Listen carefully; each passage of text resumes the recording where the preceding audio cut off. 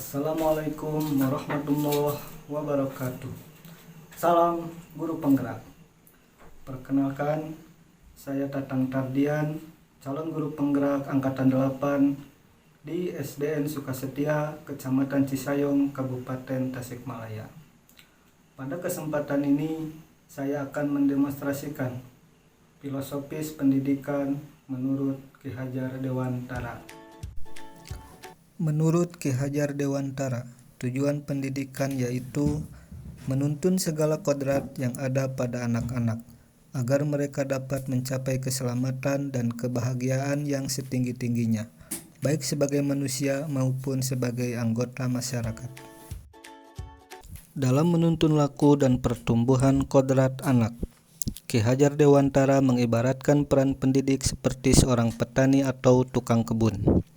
Anak-anak itu seperti biji tumbuhan yang disemai dan ditanam oleh petani atau tukang kebun di lahan yang telah disediakan. Anak-anak itu bagaikan bulir-bulir jagung yang ditanam. Bila biji jagung ditempatkan di tanah yang subur dengan mendapatkan sinar matahari dan pengairan yang baik, maka meskipun biji jagung adalah bibit jagung yang kurang baik atau kurang berkualitas, dapat tumbuh dengan baik karena perhatian dan perawatan dari petani.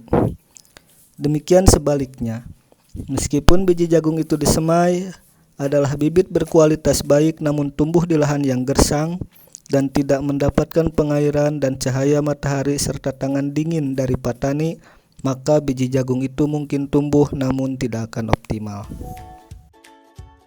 Selain itu, Ki Hajar Dewantara juga hendak mengingatkan pendidik bahwa pendidikan anak sejatinya menuntut anak mencapai kekuatan kodratnya sesuai dengan alam dan zaman.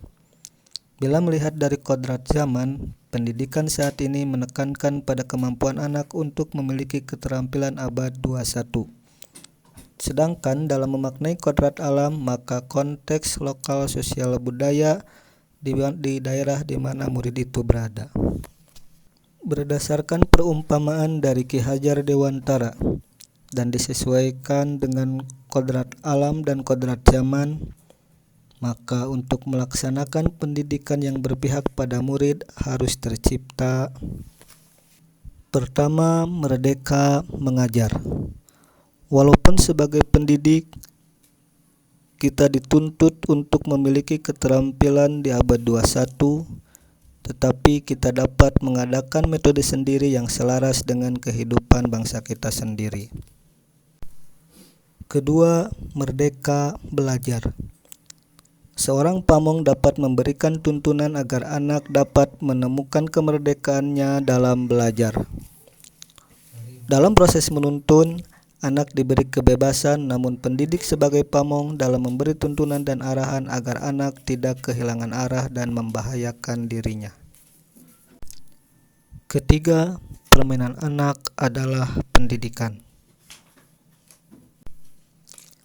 Kita lihat taman anak di Yogyakarta.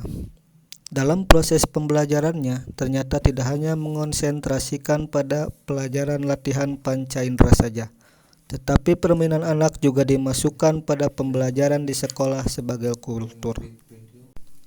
Hal demikian mengisyaratkan bahwa kegiatan pembelajaran itu harus menyenangkan, agar anak bahagia dalam belajar.